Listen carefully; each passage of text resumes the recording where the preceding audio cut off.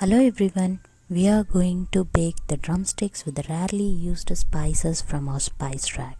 The aroma of these spices and the taste that brings to the drumsticks will be really excellent. These are the ingredients we are going to use today. Wash the drumsticks and make cuts on them.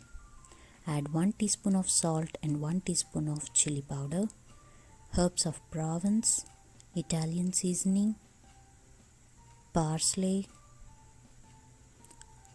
Add more oregano and thyme. This both has more flavors that enhances the chicken. Crushed mint,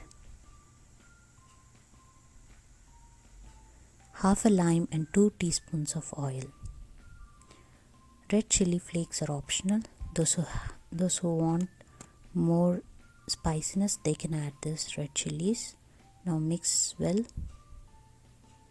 Close the lid and keep in refrigerator for 8 hours. Preheat the oven. Bake this chicken at 375 Fahrenheit for 35 minutes and turn upside down after 15 minutes. Now our spicy and yummy drumsticks are ready. Thanks for watching.